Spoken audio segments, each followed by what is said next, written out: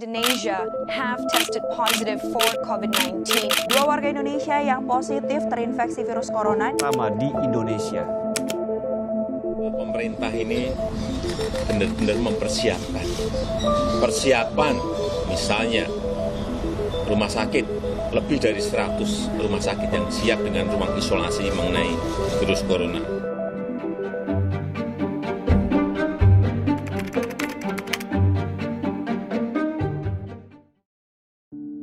COVID-19 atau Coronavirus Disease 2019. Virus yang menyerang sistem pernafasan ini mulai meresahkan masyarakat dunia pada akhir Desember 2019. Berawal dari Wuhan, Tiongkok, kini COVID-19 menjadi sebuah pandemi yang mewabah di 216 negara, tak terkecuali Indonesia. 2 Maret 2020 merupakan awal mula kasus COVID-19 bersarang di Indonesia. Hal ini bermula dari 2 orang warga Indonesia yang terkonfirmasi tertular dari seorang warga negara Jepang. Hingga pada tanggal 12 Juli 2020 tercatat total 75.699 kasus positif, 35.638 sembuh, dan 3.606 jiwa meninggal dunia akibat COVID-19 di Indonesia. Namun, COVID-19 bukanlah pandemi pertama yang terjadi di dunia. Tercatat dalam sejarah bahwa pandemi terbesar, terburuk, dan paling mematikan yang mengguncang dunia adalah flu Spanyol yang terjadi pada tahun 1918. Kurangnya pemahaman medis dan saintifik Indonesia mengenai flu pada saat itu menyebabkan flu Spanyol sulit untuk diatasi. Namun, intervensi non-farmasi dalam masyarakat seperti penggunaan masker, menjalankan karantina, dan larangan pertemuan massal dinilai telah membantu meminimalkan penyebaran penyakit di beberapa daerah pada saat itu. Dan belajar dari sejarah itu pula, pemerintah memutuskan untuk mengambil kebijakan yang bersifat intervensi non-farmasi dalam mencegah penyebarannya. Langkah intervensi tersebut memiliki kaitan erat dengan faktor keruangan atau tatanan ruang kota.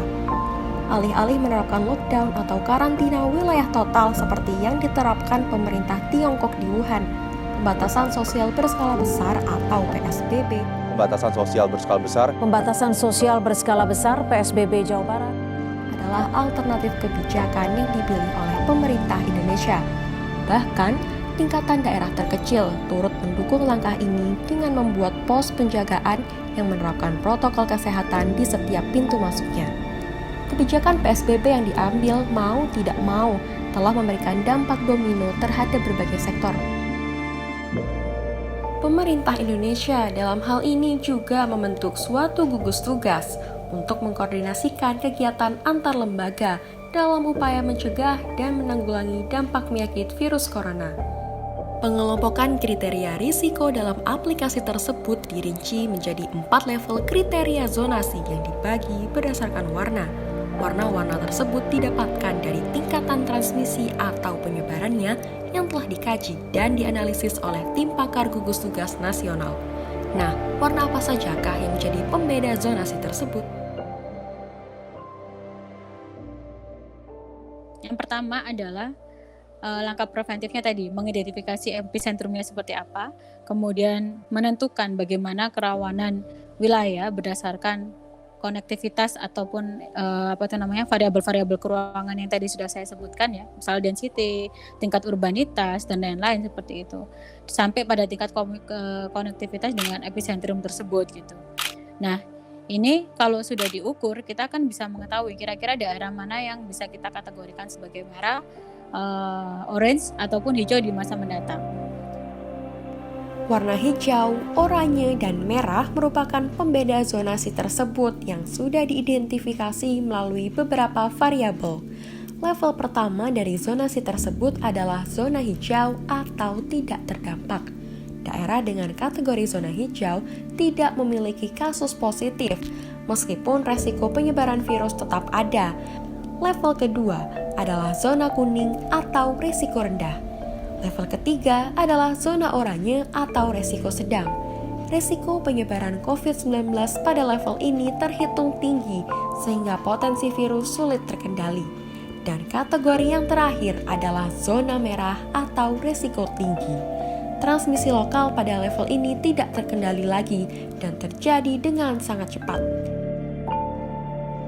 Penempatan ruang-ruang isolasi serta peningkatan fasilitas umum dan ruang publik dengan protokol kesehatan adalah beberapa langkah yang dapat dilakukan oleh pemerintah untuk menghadapi kehidupan new normal dan tata ruang kota yang jauh lebih siap dalam menghadapi pandemi COVID-19. Namun, tak dapat dimungkiri bahwa ada faktor atau variabel dari aspek tata ruang yang turut mempengaruhi penyebaran pandemi. Lalu, variabel apa saja yang mempengaruhi? Tidak semua daerah itu kemudian harus lockdown kalau sudah ketahuan variabel ruangnya apa gitu. Mungkin kayak Jakarta gitu. Jakarta itu jelas harus lockdown itu nggak mungkin. Kalau mau COVID selesai karena dia sebuah epicentrum ya memang dia nggak bisa untuk kemana-mana gitu. Tapi dengan catatan tadi, bagaimana dengan bentuk kotanya itu sendiri, bagaimana dengan tingkat urbanitasnya, bagaimana dengan density-nya, bagaimana dengan tingkat aktivitasnya gitu. Aktivitas apa yang menyebabkan COVID itu harus dipastikan seperti apa.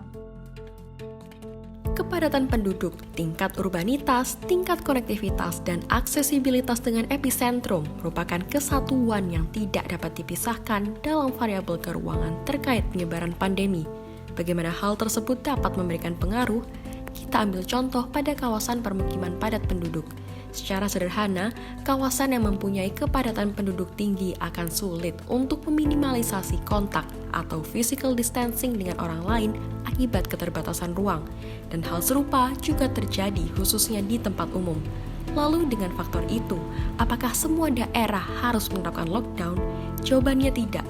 Berbagai faktor menjadi pertimbangan, termasuk masyarakat yang menggantungkan kehidupan ekonominya pada kerja harian. Lalu, apakah tata ruang kota Indonesia sudah mendukung langkah pengantisipasian sebaran pandemi COVID-19? Ataukah malah sebaliknya? Sebelum membahas lebih lanjut, perlu diketahui bahwa tata ruang adalah wujud dari struktur ruang serta pola pemanfaatan ruang, baik yang direncanakan maupun tidak. Selain itu, tata ruang juga berfungsi untuk menciptakan pola pemanfaatan ruang yang dapat mengakomodasi segala bentuk kegiatan di dalamnya. Inilah yang menyebabkan tata ruang merupakan hal penting dalam pembangunan kota hingga negara. Namun berdasarkan wawancara kami dengan narasumber, kondisi existing yang sering kali ditemui di Indonesia adalah rendahnya pengaplikasian perencanaan tata ruang. Sistem yang terintegrasi antara tata ruang dan perizinan juga belum cukup mampu untuk menyempurnakan pengaplikasiannya. Hal tersebut lagi-lagi dikendalikan oleh satu instrumen bernama ekonomi, sehingga dapat dikatakan bahwa tata ruang kota Indonesia tidak mendukung dalam hal antisipasi penyebaran COVID-19. Apakah jika variabel keuangan dapat dikendalikan, maka akan memberikan dampak efektif dalam pencegahan penyebarannya? Seberapa besarkah keefektifannya? Kebetulan di lab ini kita sedang ngotak-ngatik tentang variabel COVID, spread COVID di Surabaya, dan kita menemukan ada sekitar kontribusi keuangan itu sekitar 35-40% terhadap cepat atau tidaknya penyebaran COVID-19 seperti itu. Artinya kalau mau dibilang rendah atau tidak, ya itu pengaruh ruang itu segitu. Tidak lebih dari itu, tidak lebih dari 40% gitu. Jadi kalau dibilang bahwa ruang ini harus menjadi hero-nya, itu juga nggak tepat juga. Yang menjadi hero-nya nanti akan lebih banyak ke arah aktivitas masyarakat atau sosial kultural masyarakat. Terutama dari orang yang membawa atau ODP, PDP dan Depos ini, orang-orang yang positif ini gitu. Efektivitas variabel keuangan hanyalah sebesar itu, yang artinya kitalah sebagai masyarakat yang menjadi tonggak utama dari segala upaya untuk menghentikan penyebaran pandemi ini. Tentunya, upaya tersebut juga harus berlandaskan perencanaan yang matang berdasarkan situasi terkini. Lalu, perencanaan seperti apakah yang tepat untuk diimplementasikan ke depannya? Nah, masalahnya adalah jenis perencanaan apa yang kita pilih gitu. Kalau perencanaan ruang yang sifatnya komprehensif gitu ya, seperti biasa, maka otomatis akan sangat kecil sekali kemungkinan untuk diadaptasi sebenarnya. gitu. Karena perencanaan ruang yang sifatnya komprehensif, dia hanya mengadaptasi pada aspek-aspek yang sifatnya sustainable atau jangka panjang gitu. Sedangkan pandemi ini kan nggak mungkin terjadi terus-terusan gitu. Dia hanya sifatnya temporer gitu. Misal di perencanaan komprehensif skala RT RW atau DTRK kemudian mewajibkan paling nggak ada ruang publik, publik yang digunakan isolasi. Paling nggak ada itu, ada ini, ada ini, ada ini. Tapi ternyata kemudian tidak ada bencana tidak ada pandemi sampai 3 tahun atau 5 tahun ke depan. Jelas ruang itu tidak akan menjadi ruang yang kemudian bermanfaat gitu. Jadi perencanaan komprehensif kita seperti RT RW, DTRK ini sebenarnya bisa dilengkapi dengan yang namanya Spatial Strategic Planning gitu ya. Spatial Strategic Planning ini adalah suatu bentuk untuk mengkombinasikan kira-kira butuh apa sih dalam kemudian memitigasi yang namanya dampak bencana. Comprehensive planning yang mencakup semua aspek yang berkelanjutan dinilai belum cukup untuk menjadi solusi perencanaan tata ruang pasca pandemi.